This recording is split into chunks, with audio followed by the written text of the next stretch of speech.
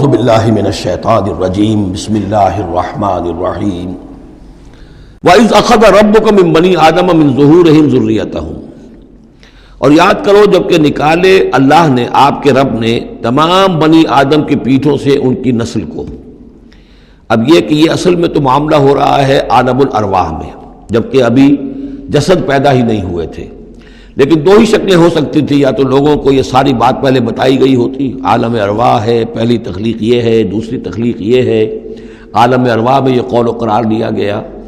عرب کے جو اولین مخاطب تھے حضور صلی اللہ علیہ وسلم کے اور قرآن کے، چونکہ ان کے لیے یہ چیزیں ان کی اس وقت کی استعداد کے اعتبار سے بھاری تھیں، قرآن مجید نے عام فہم الفاظ استعمال کیے۔ جب ہم نے نسل آدم کی تمام ان کی پیٹھوں سے ذریت کو نکال لیا، یعنی یہ کہ جتنے بھی انسان آنے والے تھے دنیا میں، ان سب کی ارواح جو ہیں وہ وہاں موجود تھیں۔ وَإِذْ أَخَذَ رَبُّكَ مِن بَنِي آدَمَ مِن ظُهُورِهِمْ ذُرِّيَّتَهُمْ وَأَشْهَدَهُمْ عَلَىٰ أَنفُسِهِمْ، اور ان کو گواہ بنایا اپنے اوپر، اچھی طرح سوچ سمجھ کر۔ اقرار جو ہوتا ہے، جس کو ہم کہتے ہیں میں بقائمی ہوش و حواس یہ اقرار کر رہا ہوں، تو پوری طرح ہوش و حواس میں سیلف کانشسنس، یہ میں آپ کو بتا چکا ہوں، ہمارے اندر جو سیلف کانشسنس ہے، خود شعوری، وہ ہے ہی ہماری روح کی بنیاد پر۔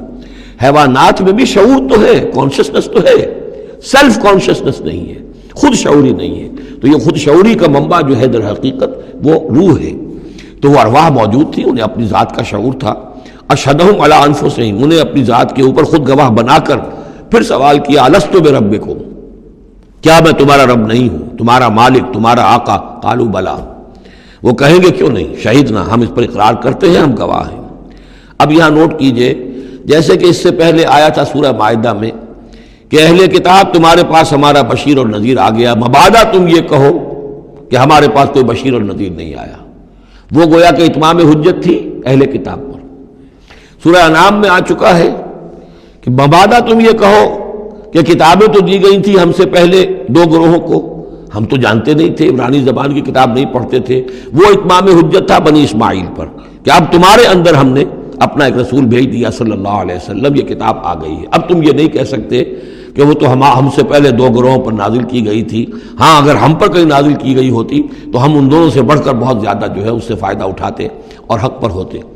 اب یہ جو گواہی ہے یہ آ رہی ہے پوری نوع انسانی، جس کے حوالے سے میں نے آپ کو بتایا تھا کہ وہ عہد کہ جو ہر روح انسانی اللہ کے ساتھ کر کے آئی ہے، کوئی نبی نہ آتا، کوئی کتاب نہ آتی، تب بھی یہ عہد بنیاد ہے مؤاخذہ اخروی کی، محاسبہ، accountability, the grand accountability of the day of judgment, اس کا بیسس جو ہے وہ یہ ہے، بنیادی بات یہ ہے، بنیادی حجت یہ ہے۔ نبوت سے، کتابوں سے، وحی سے یہ تو اتمام حجت ہوا ہے، اضافی شے ہے۔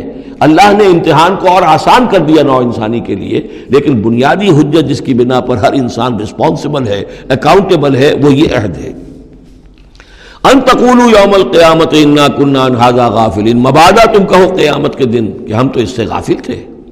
او تقولوا انما اشرک آباؤنا من قبل، یا تم یہ کہو، یہ پلی لے لو کہ ہمارے آباء و اجداد تھے، انہوں نے شرک کیا تھا، وَكُنَّا ذُرِّيَّةً مِّن بَعْدِهِمْ، ہم ان کے بعد ان کی نسل میں سے تھے، ہم ان کے راستے پر چلتے رہے، لہذا اصل جرم تو ان کا ہے، ہمارا نہیں۔